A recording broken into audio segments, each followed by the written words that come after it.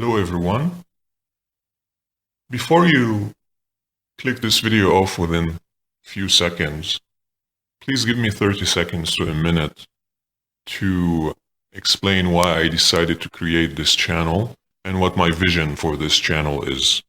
Now, if you clicked on this video, chances are you either are a poker player who wants to improve and win, or you just enjoy watching it, or maybe you know someone who plays.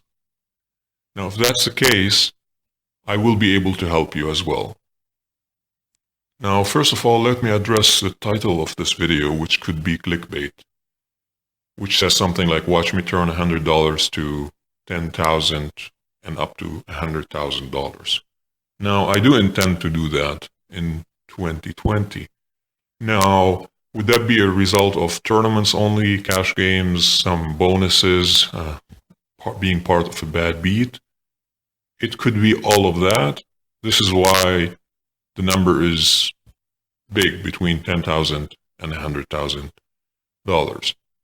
Now, since this channel is going to be called something like Honest Poker with Poker Bear or something like that, we're going to be honest from the very beginning. If you've seen enough poker videos and poker vlogs and poker shows on TV, you know it's all designed to be glamorous, shiny, showing the lights. They don't want to show you all the depressing things that happen in a person's mind, how it affects their social life, their maybe marriage, their relationship with their kids, with their siblings, how it burns their years, what actually happens to them. So let me just go through a brief history of how poker became so big online and in real life, for those of you who don't know. Now, I don't know it in all of its details, but I know enough to talk about it. So it started, I believe, in 2003 when a man named Chris Moneymaker, who was an accountant, played in a satellite. That's what they call qualifying tournaments online. Again, for those of you who don't know, $40 satellite, qualified for the World Series of Poker, which I believe was $10,000 to enter. There were several thousand people playing. I believe also, again, the numbers don't even matter all that much, but there was a large number of players playing, and he ended up winning the whole thing. And his name is Chris Moneymaker, and that's actually his real name. So then, basically everyone said, and it did play a big role in online poker becoming huge. They called it the Moneymaker effect. So what happened, a lot of people heard the story, and of course people think, well, that can be me, right? So hundreds of thousands of people, who knows, maybe millions, started joining poker sites, and more poker sites started popping up, and people started playing, and most people did not know what they were doing. The vast majority of people did not know what they were doing. They did not understand basic math, basic strategy. And so the people who did know what they were doing, they only needed to be a little bit better than the rest to make a lot of money. So it took a little bit of, these people were not maybe all that intelligent or talented. They just happened to know what they were doing more than the other, whether someone taught them or something. And more new people came to the scene, and they were dumping money into the pool, into the economy of poker. So the people who knew what they were doing, it was like a gold rush. They made millions of dollars within a few years. Some of them maybe were good enough to play and win, but ended up losing because, they didn't have enough discipline and so on. So then a lot of these people made so much money that now you see them playing on TV, playing in big tournaments, and it gives the impression that they are just like really good and really special. But that's just because they have so much money behind that they made. A lot of these people also, we don't know how they made their money, maybe from inheritance, maybe from something. What I'm trying to say is, a lot of these players that are advertised to be really good and really special, are not necessarily that. They just have been around for a while. They made a lot of poker friends. They made friends with a lot of people who have a lot of money. So they can stay alive in the game even when they are losing. So this is where the lie basically on TV comes in, the glamour that they show you. Now, since we are going to be honest from the very start on this channel, I'm going to tell you my reasons to create this channel in the first place. The first one is to try to gain something from it, to try to gain finances from it. The second personal reason is so that I can talk about poker and maybe make some friends, because I do play by myself and I don't have poker friends or anything. So I'm all on my own. And so maybe along the way, I will connect with some people and, make friends, and we can benefit from this relationship. The third important reason is I want to share knowledge and wisdom with people who actually want to learn, and hopefully with good people who are struggling to find answers, who are also struggling with playing, with wanting to quit, but maybe they can't quit. I'll be giving advice on what to do if you want to quit. I know what it takes to win at poker, and I also know what it takes to lose at poker, and that's extremely important. Just to remind yourself how easy it is to destroy something than it is to build it, how much work and effort and organizing it takes to build it.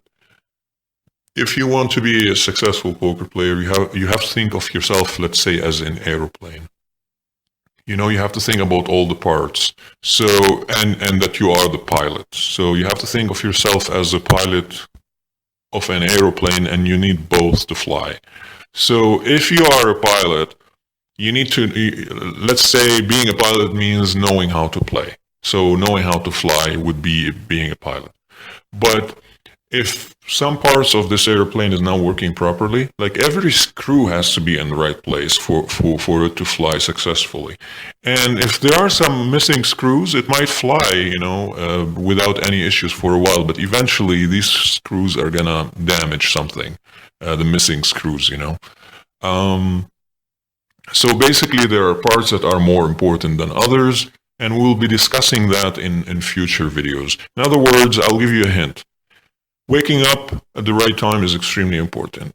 Knowing when to eat is extremely important. Knowing when to sleep, keeping your environment clean, having balance, things that you do outside of poker, relationships, social life, and other hobbies. Things like that, they are extremely important. Like you cannot overstate how important these things are. And so if you are extremely talented, extremely smart at poker, you might have a session where you can almost see your opponent cards, just how well you are playing. But if then you are doing the other things wrong, eventually you're going to lose a lot of money because of it.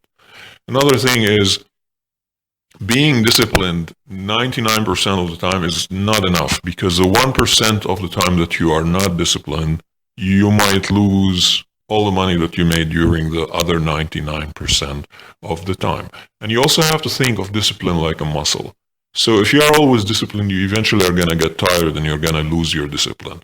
When that's happening, you should know to quit, because you should know that you are not feeling disciplined now. Honesty with yourself is also extremely important. So you have to constantly assess how you are feeling and how you are playing. If you think that after losing 2 or 3 buy-ins you are not going to play your best game, just quit. Have a system for yourself that you try for a month and see how it works, playing certain games, playing certain things. Now, there are things that work for all people, and there are things that work for some people. In the same way that we all need food and sleep to survive, maybe someone doesn't need music while they are playing. Some other people cannot play without some audible stimulation. So that will be a personal thing. Another thing is where you live, your environment, your neighbors. Like, do they make noise? They don't make noise. Do you have a roommate that you have to socialize with? Do you keep your poker thing to yourself? You don't share it with anyone. All these affect your mindset and how you feel Do you have a job or do you not have a job? How old are you? Do you want to get married? Are you married? Do you have kids? Um, Things like that. Let's say you want to play during the day because you work the night shift, but you live in North America. Then you have to find, a European site to play on to get enough games of your favorite games. You have to try different games. You have to stick to one game for a month and see how it goes, and be honest with your results and try to assess if you played well or if you got lucky. To me, one of the biggest things is making mistakes. Making mistakes completely ruin my mood and put me in like a depressive, tilty mode. Getting unlucky in a hand and knowing I played it well, no matter how much it hurts, it takes me, an hour to get over it. But making a mistake sometimes stays with me for months. I don't want to make mistakes, and that's one of the things I will be working on in 2020. I will be keeping track of all the mistakes that I made. Now, here's the thing. There are some mistakes that I'm going to be making that I don't know I'm making. Those I can't control. I mean, I can control by studying the game and by getting someone who's possibly better than me to teach me, to show me where my mistake was. But making mistakes that I knew were mistakes is what's gonna get to me. And this is what I will be focused on not making, because I believe, especially in tournaments, I know enough and I'm good enough to win and do very well consistently if I don't make mistakes that I deem to be mistakes. So I'll be focused a lot on that. Things I will be also focused on is waking up at the same time. Right now, I don't have a regular job, so I have a lot of freedom to play whenever I want, sleep whenever I want, eat whenever I want.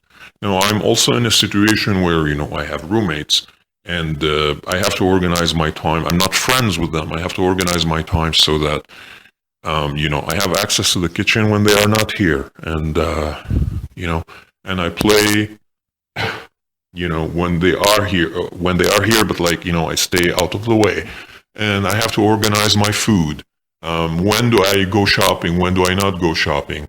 And things like that. So these are personal to me. Now, since the poker world and vloggers and videos, and this is another thing I meant to get into. So the poker world evolved, and there were training sites and softwares that help you play better and track how your opponents are playing and stuff.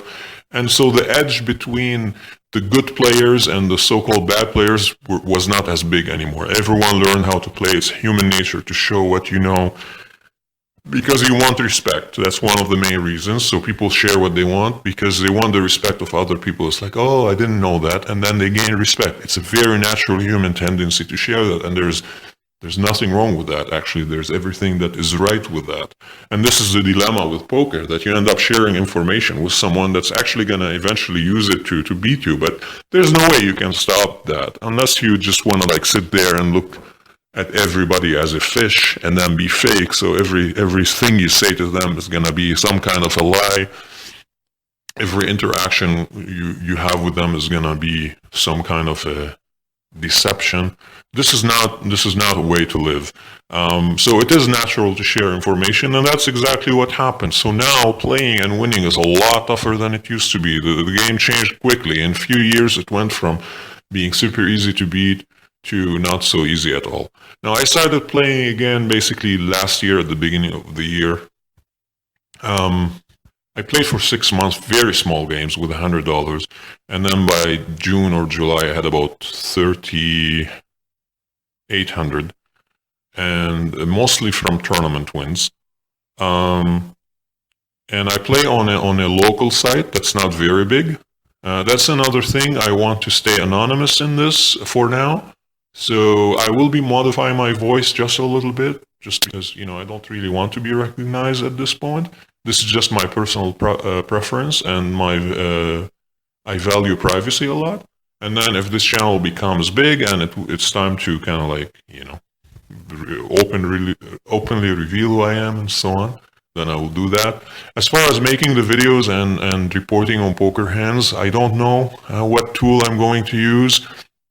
The main site that I play on doesn't save the hands in a text format. I have access to them, but if I was to use their replayer I have to click on every hand individually, and it's not exactly an easy task. And also I cannot hide the names or anything like that. I want to keep this private to me for now. I have another site that I play on, but it's very small, and it's mostly like weekly small wins that I figured was worth it. Now, the more I progress and the more my bankroll will grow, I will join more sites, and I will be exploring them. So I'll play on one site for a week, try different games, see how I feel about them. Because I don't want to overwhelm myself and play too many sites at the same time. So for now, I'm sticking to one site, which is site A. That's my main site. Like, I play 95% of the games there, and site B, where I play about 5% of the time there. Now, if you made it this far, again, I don't know what I said in this video so far. Like, I don't want to repeat myself, but I didn't write things down. So, as far as what people who subscribe or watch these videos are concerned, what you will get out of it is knowledge sharing, willingness to support, willingness to listen, and I will even, if needed, I will work one-on-one with people, or in group settings. Maybe we'll do like one session a week or something eventually. And also, I will be very interested in supporting people like mentally and emotionally, because when you are down on your luck and you don't want to talk to people around you because you know they are going to judge you, I'm willing to be that person who you can talk to. And we'll set it up in a fair way so that we are all benefiting from it. Now, I will try to, if this channel is relatively successful, and even with few hundred subscribers that are regulars, I will consider that success. I'm not doing this in a big commercial way. The only thing that the headlines for the videos might be a little bit clickbaity, because I do want to attract some viewers at first, but then at the beginning of my video, I will always address it. So this site will be all about honesty, will be all about saying the truth. Some of my videos will be, or most of my videos will include what happened between Monday and Sunday in the previous week. So I'll make a video on Tuesday and post it on Tuesday.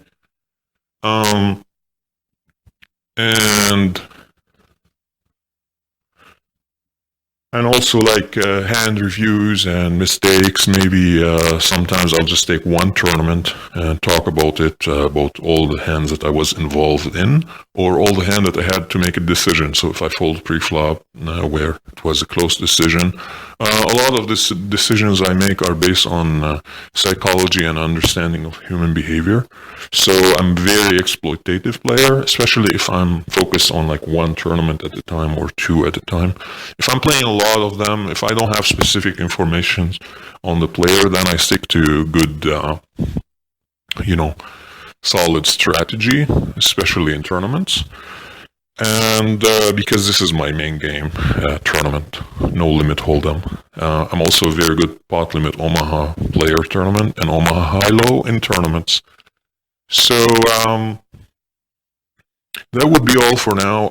Next week, I will probably dedicate my video to the #1 advice in poker that pretty much no one will ever give you.